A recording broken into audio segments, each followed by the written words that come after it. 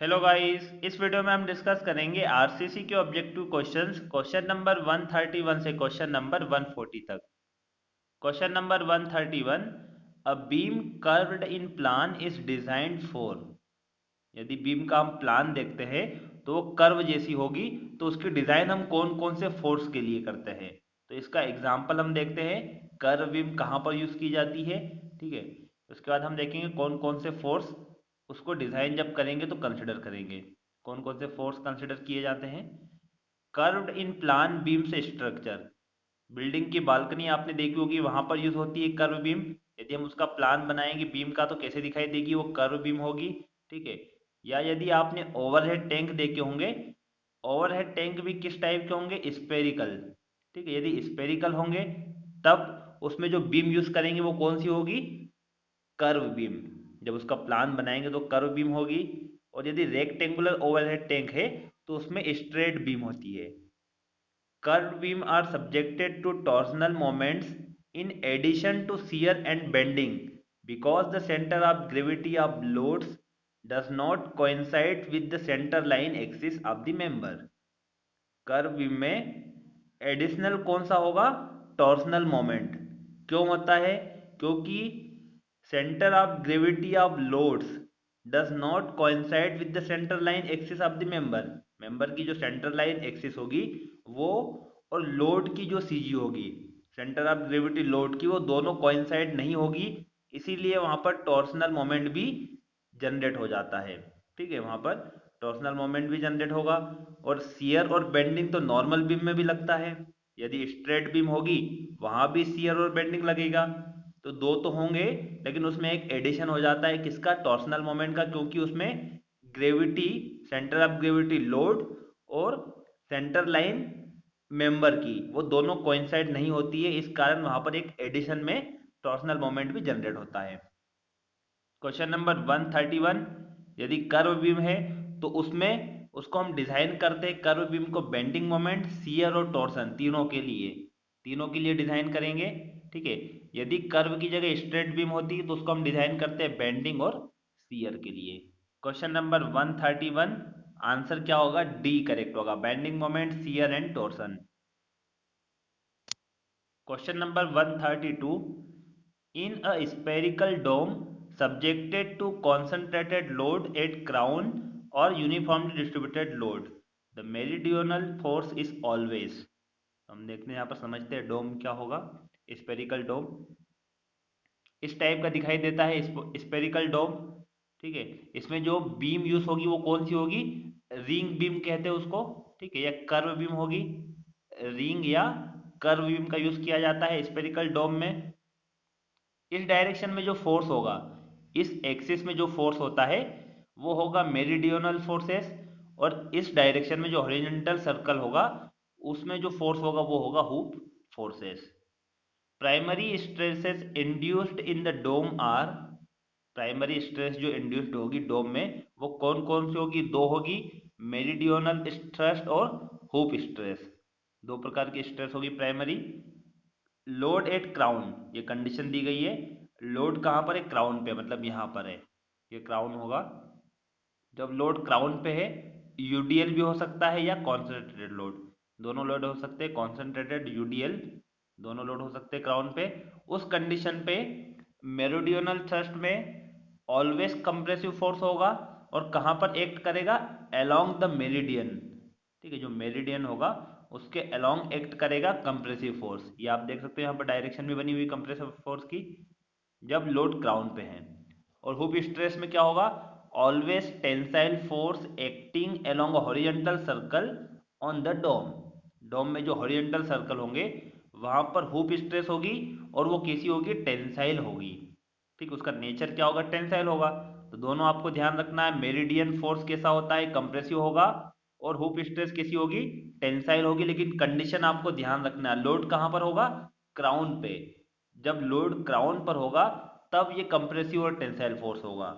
ठीक है, question number 132 आपको क्वेश्चन में दिया गया, क्राउन पर जब लोड है, कॉन्सेंट्रेटेड लोड या यूनिफॉर्मली डिस्ट्रीब्यूटेड लोड है, तो इन दोनों कंडीशन में मेरिडियोनल फोर्स कैसा होगा, कंप्रेसिव होगा, और यदि यहाँ पर आपको हुप स्ट्रेस पूछी जाती तो वो कैसी होती है, टेंसाइल होती। Question number 132 answer C is correct.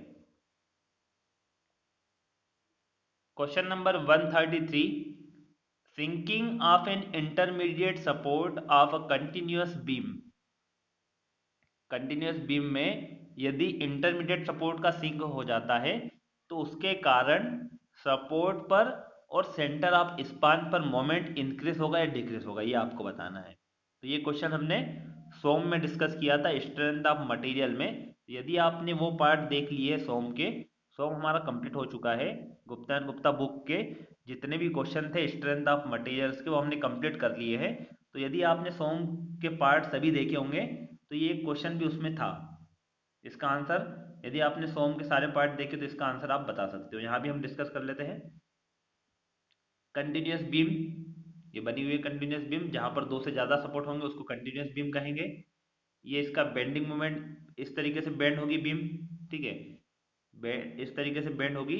Support पर कैसा मोमेंट आएगा, नेगेटिव आएगा, और मिड स्पान पे पॉजिटिव मोमेंट, ठीक है। पॉजिटिव और नेगेटिव का मतलब क्या होता है, यदि डायरेक्शन में उसका बेंड होगा, ठीक है, यहाँ पर आप देख सकते हो सेगिंग और होगिंग, डायरेक्शन में इसका डिफ्लेक्शन हुआ, जिस डायरेक्शन में लोड लगा है उस डायरेक्शन में इसका डिफ्लेक्शन हुआ है। और इसका जो शेप है वो कैसा है, सेगिंग है। सेगिंग का मतलब पॉजिटिव होगा और होगिंग का मतलब नेगेटिव। समझा देता हूँ आपको सेगिंग होगिंग क्या होगा। ये जो शेप होगा ये कहलाता है सेगिंग, और ये होगा पॉजिटिव। हॉगिंग का मतलब इस शेप में यदि बेंडिंग हो रही है बीम तो वो होगा होगिंग और वो होगा नेगेटिव। सेगिंग और hogging, SAGGING sagging, hogging HOGGING, ठीक है, ये सेगिंग और होगिंग है। अब देख लेते हैं यहाँ पर, इन continuous beams each support provides vertical and or horizontal reactions when the beam is subjected to load। जब बीम पर लोड होता है तो ईच सपोर्ट पर क्या होगा, वर्टिकल रिएक्शन होगी और साथ में हॉरिजॉन्टल रिएक्शन भी हो सकती है। वो डिपेंड करता है कि लोड कौन से डायरेक्शन में है। Beam is subjected to negative bending moment at support and positive bending moment at mid span. Support पे यदि आप देखोगे तो होगिंग शेप बना हुआ है, इसका मतलब नेगेटिव बेंडिंग मोमेंट होगा, और मिड स्पान पे पॉजिटिव बेंडिंग मोमेंट होगा। when one of the intermediate supports is sinking, it results in reduction of negative bending moment at support but increase in bending moment at mid span on the either side। यदि कोई भी intermediate support sink होता है, मान लो ये वाला support यदि sink हुआ है तो यहाँ पर इस सपोर्ट पर नेगेटिव बेंडिंग मोमेंट में तो कमी आएगी, ठीक है, वो रिड्यूस हो जाएगा, उसमें रिडक्शन होगा। लेकिन जो दोनों साइड में स्पान है, ठीक है, इस सपोर्ट के लेफ्ट साइड और राइट साइड दोनों साइड क्या होगा, मिड स्पान पर पॉजिटिव बेंडिंग मोमेंट इंक्रीज होगा। आइदर साइड, इस सपोर्ट के आइदर साइड क्या होगा, दोनों साइड बेंडिंग मोमेंट इंक्रीज होगा। यदि आपको ये निकालना है कि कितना इंक्रीज होता है तो आप एक क्वेश्चन न्यूमेरिकल ले लो, ठीक है, एक न्यूमेरिकल को सॉल्व कीजिए बेंडिंग MDM से, मोमेंट डिस्ट्रीब्यूशन मेथड से। यदि आपको चेंज इन मोमेंट कैलकुलेट करना है तो किससे कर सकते हो आप, मोमेंट डिस्ट्रीब्यूशन मेथड। ये हमने स्ट्रक्चर एनालिसिस में डिस्कस की थी क्या होती है MDM, ठीक है। तो एक क्वेश्चन करके यदि आपको देखना है, वैसे आपको ये याद रख सकते हो आप कि नेगेटिव बेंडिंग मोमेंट जो होगा सपोर्ट पर वो डिक्रीज होगा, और मिड स्पान पर पॉजिटिव बेंडिंग मोमेंट इंक्रीज हो जाता है जब इंटरमीडिएट सपोर्ट सिंक होगा। और यदि आपको ये निकालना है तो MDM मेथड से आप कैलकुलेट कर सकते हो। क्वेश्चन नंबर 133, कौन कौन से स्टेटमेंट करेक्ट होंगे। ए क्या है, ये फर्स्ट सेकेंड थर्ड फोर्थ कर लेना, ABCD है, ये first second third fourth, second third और fourth. First, reduction the negative moment at support, correct हो जाएगा। ऑप्शन बी इनकरेक्ट होगा। थर्ड स्टेटमेंट, रिड्यूस ये भी गलत हो जाएगा। फोर्थ करेक्ट होगा, फर्स्ट एंड फोर्थ। फर्स्ट क्या है, reduces the negative moment at support, और फोर्थ है increases the positive moment at centre of span. First and fourth is correct. Option कौन सा हो जाएगा, option B is correct. Question number 133 answer B is correct. Question number 134, the maximum value of hoop compressive compression in a dome is given by, dome में hoop compression की maximum value कितनी होगी। तो हमने वहां पर अभी समझा था, यदि लोड क्राउन पर है, कॉन्सेंट्रेटेड लोड या यूडीएल, यदि क्राउन पर है तो हुप स्ट्रेस कौन सी होती है, टेंसाइल होगी ऑलवेज, ठीक है, ऑलवेज टेंसाइल होती है। लेकिन कंप्रेसिव भी हो सकती है जब कॉन्सेंट्रेटेड लोड क्राउन पर ना हो। तो उस केस में आपको पूछा गया है कि हुप कंप्रेशन मैक्सिमम कितनी होगी। तो मैक्सिमम वो कितनी होती है, W R divided by 2D, ठीक है, ये फॉर्मूला होता है। इसको कैसे डिराइव करते हैं वो मैं आपको बता देता हूँ। डोम में उसका यदि हम प्लान देखेंगे, इस टाइप का प्लान होगा, ठीक है।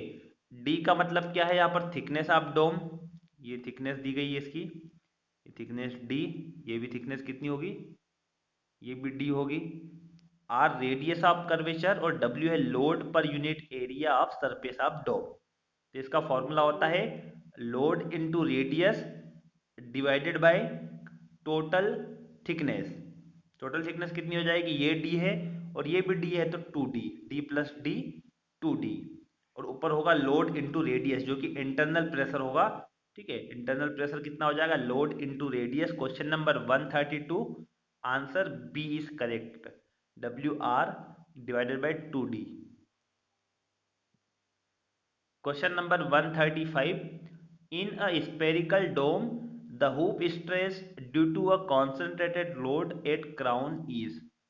यदि स्पेरिकल डोम में कॉन्सेंट्रेटेड लोड क्राउन पर है तो उस कंडीशन में हुप स्ट्रेस कैसी होगी, टेंसाइल होगी या कंप्रेसिव होगी, या partially compressive and partially tensile. ये क्वेश्चन हम डिस्कस कर चुके हैं। क्या आंसर होगा इसका, question number 135, answer B is correct, tensile everywhere.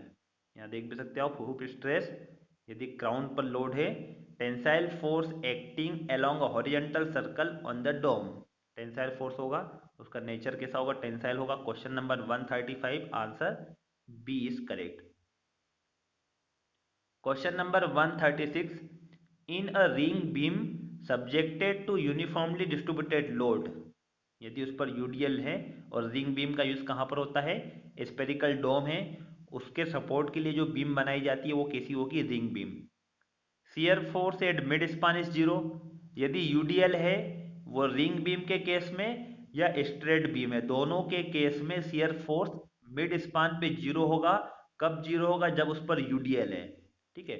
और उसका शेप कैसा बनेगा शियर फोर्स का, इस टाइप से, यहाँ पर रिएक्शन होगी और इस एंड पे भी रिएक्शन, इस एंड पे भी रिएक्शन, मिड स्पान पे शियर फोर्स कितना हो जाता है, जीरो होगा। ये बनेगा S F D, shear force diagram, दोनों के केस में, ठीक है। दोनों के केस में रिंग बीम हो या स्ट्रेट बीम, दोनों के केस में शियर फोर्स मिड स्पान पे जीरो होगा।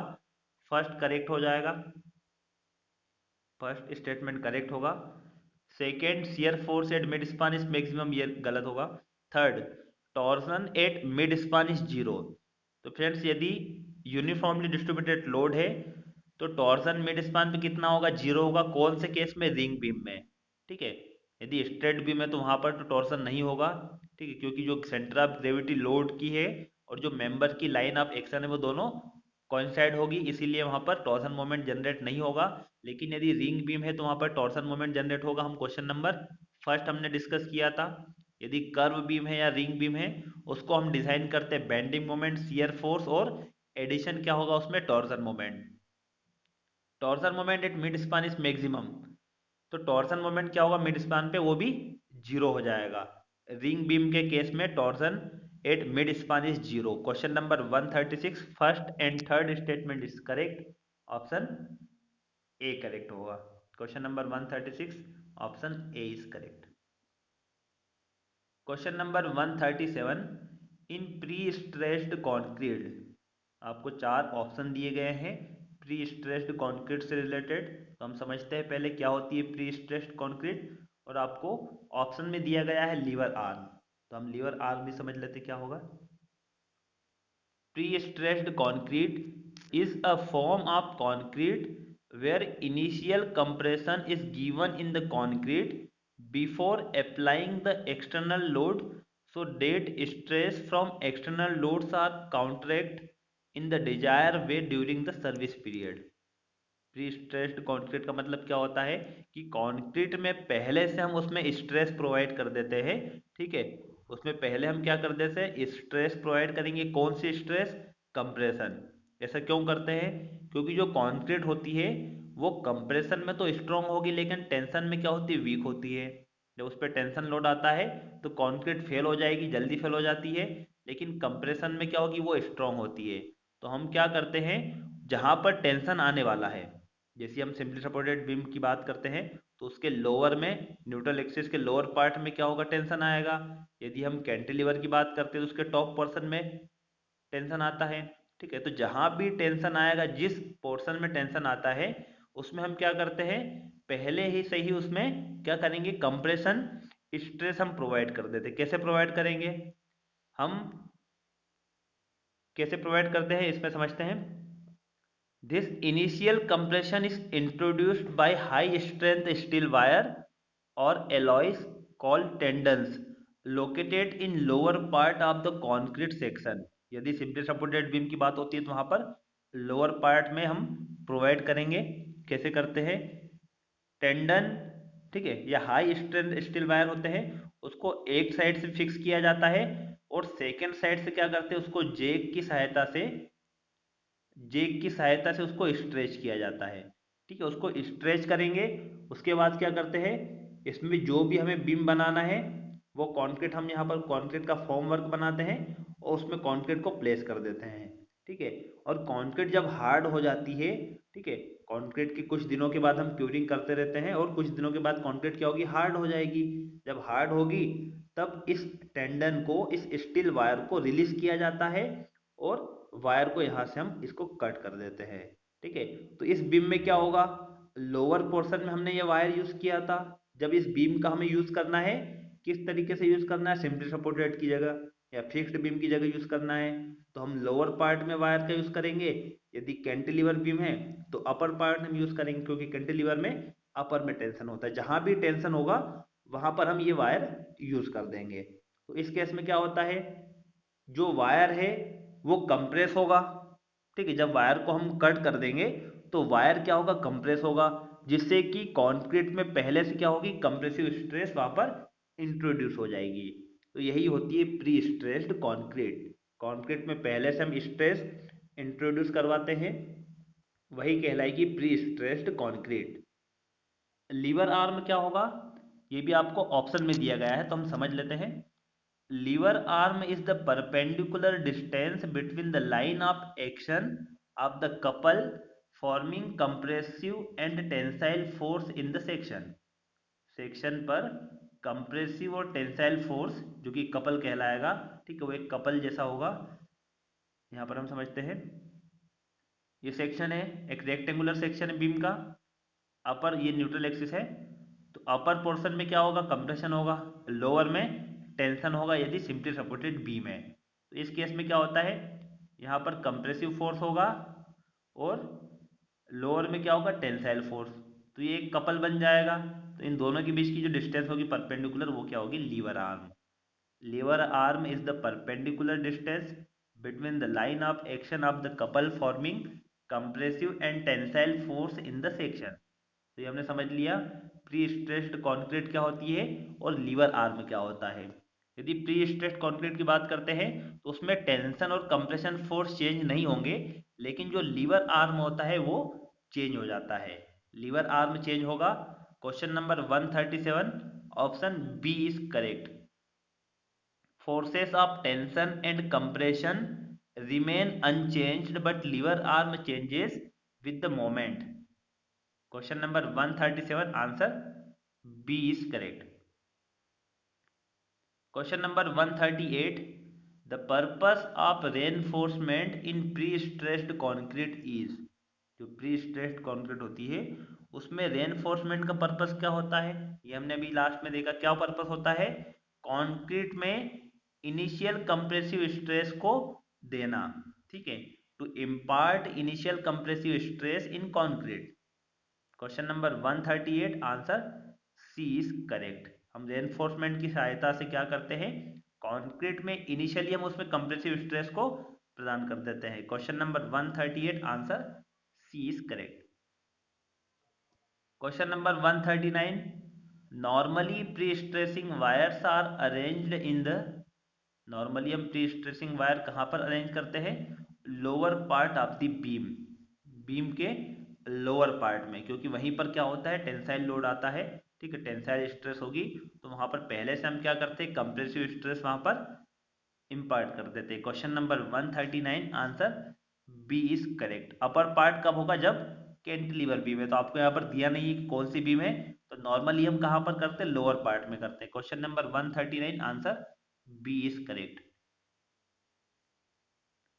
लास्ट क्वेश्चन है question number 140, most common method of the prestressing used for factory production is, common method बताना है कौन सी यूज करते हैं हम प्री स्ट्रेसिंग की, कहाँ पर, फैक्ट्री प्रोडक्शन में, तो इसका आंसर हो जाएगा long line method.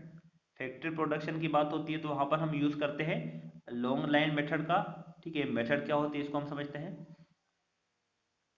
Long line method में क्या करते हैं, after the concrete has hardened the wires are released from bulkhead and are cut off, ये तो हम समझ चुके हैं लॉन्ग लाइन मेथड, ठीक है। क्या होता है इसमें, एक तरफ हम क्या करते हैं, वायर को फिक्स कर देते हैं, दूसरी तरफ से हम जेक की सहायता से उसको स्ट्रेच करते हैं, ठीक है। स्ट्रेच करने के बाद, स्ट्रेच करने के बाद क्या करते हैं, उस कंक्रीट को हम वहां पर प्लेस कर देते हैं, फॉर्म वर्क बना देते हैं, जिस भी शेप में हमें कंक्रीट की बीम बनाना है उस शेप का हम फॉर्म वर्क बनाते हैं, उसमें कंक्रीट को प्लेस करते हैं। कंक्रीट जब हार्ड हो जाती है उसके बाद क्या किया जाता है, इस वायर को कट कर देते हैं, उसको क्या कहेंगे, tendon. After the concrete has hardened, the wires are released from bulkheads and are cut off. The pre-stress is transferred through the bond between tendons and concrete. ये अनइकोनॉमिकल होती है यदि लार्जर स्पान हो, ठीक है, तो फैक्ट्री प्रोडक्शन के लिए ये अनइकोनॉमिकल होती है, इसीलिए यूज किया जाता है long line system of pretensioning, या इसको हॉयर्स भी कहा जाता है, Hoyer's long line system of prestressing, pretensioning इसका यूज किया जाता है, ठीक है, क्योंकि ये अनइकोनॉमिकल होती है for larger spans. Question number 140 answer A is correct. Thank you for watching friends. Video अच्छा लगा तो लाइक कीजिए, कुछ डाउट हो क्वेश्चन में तो कमेंट कीजिए, वीडियो को ज़्यादा से ज़्यादा शेयर कीजिए और चैनल को सब्सक्राइब कीजिए जिससे कि आपको लेटेस्ट वीडियो मिल सके। Thank you for watching.